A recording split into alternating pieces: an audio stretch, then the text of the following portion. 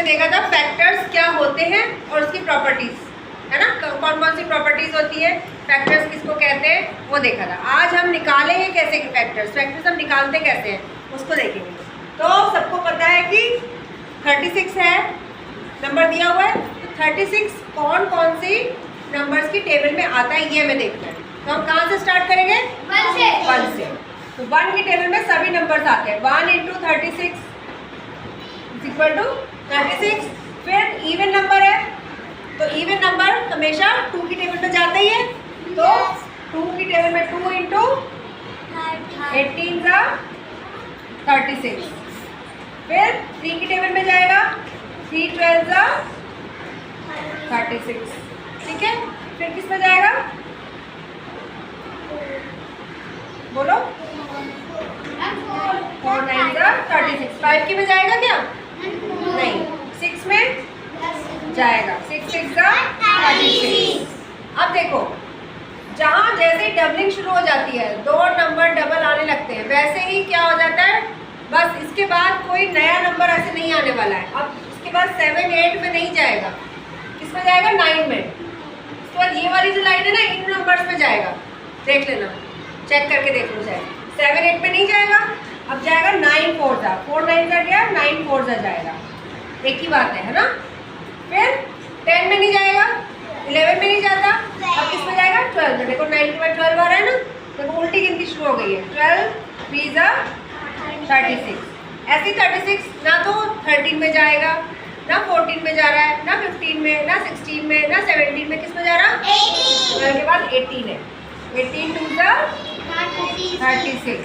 और उसके बाद है लास्ट 36 1 ज़ा 36। तो देखा तुमने, यहाँ तक जैसे डबल शुरू हुआ वैसे ही ये जो ऊपर की गिनती है वही नीचे आ गई ना।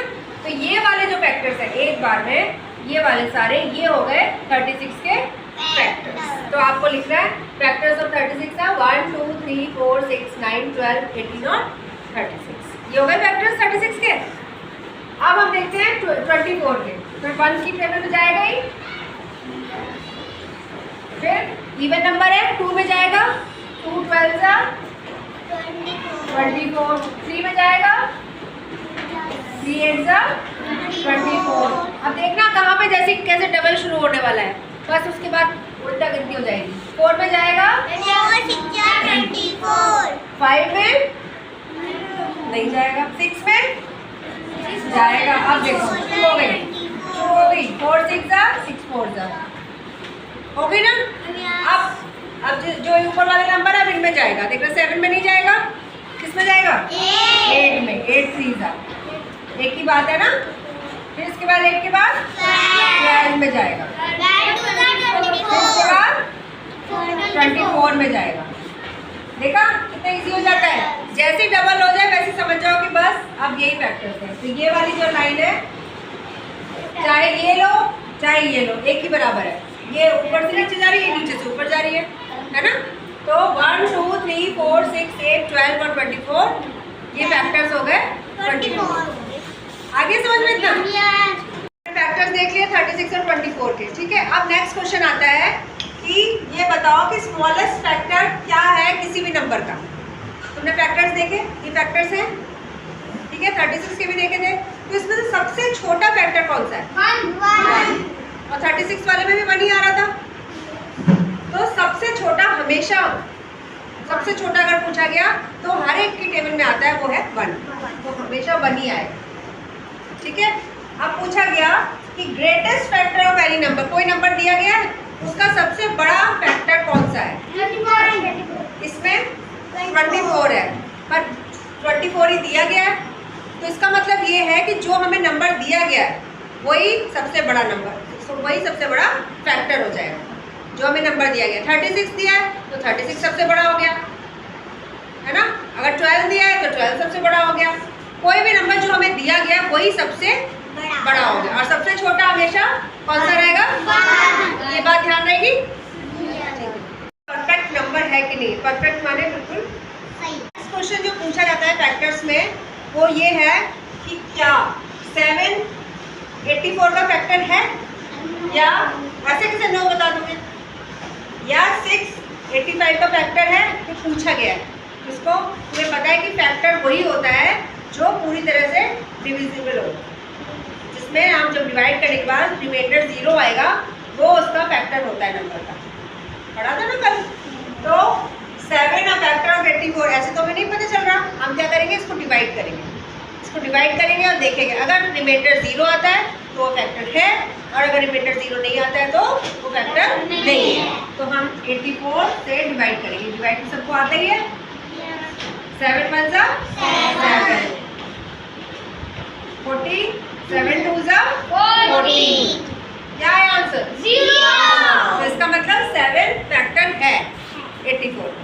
ठीक है, अब ऐसे ही वाला देखते हैं। 6 पूछ रहे हैं 85 का फैक्टर है कि नहीं है। तो करते हैं डिवाइड। 6 1 जा 6, 8 - 6 2, 6 4 जा 24। ये नहीं है क्योंकि इसमें रिमाइंडर 1 आ रहा है। अगर रिमाइंडर 0 आता है तो इसका मतलब है ये पूरा डिवाइड कर दिया, डिविजिबल है, तब हो जाता है वो फैक्टर। तो ये तो यस है और ये नो है। तो हम कैसे करके देखेंगे, पहले हम डिवाइड करेंगे तब हमें पता चलेगा कि ये फैक्टर है कि नहीं। ये वाला आ गया समझ में? अब नेक्स्ट क्वेश्चन देखते हैं। सॉलिड नंबर, परफेक्ट नंबर देखते हैं। 6 का फैक्टर निकालने पहले। 1 × 6 6, 3 जा 3, 2 जा, अब देखो डबलिंग होने लग गई। अब वापस 6 1 जा 6। इसके फैक्टर्स क्या हो गए? 1 2 3 6। अब हम क्या करते हैं, इनको ऐड कर लेते हैं ये देखने के लिए कि ये परफेक्ट स्क्वायर है कि नहीं है। 2 + 1 कितना आया? 3 + 3 6 + 6 12। 12 जो आया है, ये अगर हम ये देखते हैं, ये जो नंबर दिया गया है, ये जो नंबर दिया गया है, क्या इसको मल्टीप्लाई करके 12 आ रहा है? तो इसका मतलब ये परफेक्ट स्क्वायर 6 है। जब इसको मल्टीप्लाई करेंगे 6 2 जा, तो वही आंसर आना चाहिए जो मल्टीप्लाई करने के बाद आता है, ऐड करने पे। ठीक है, अब इसको देखते हैं 28 का। 1 28 जा 28, 2 के पे जाएगा 3 में 4,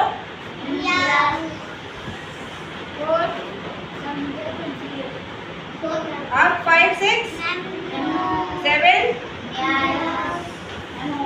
अब देखो डबलिंग होने लगी है ना। 4। अब हमें कुछ सोचने की जरूरत नहीं है, बस यही नंबर्स हैं।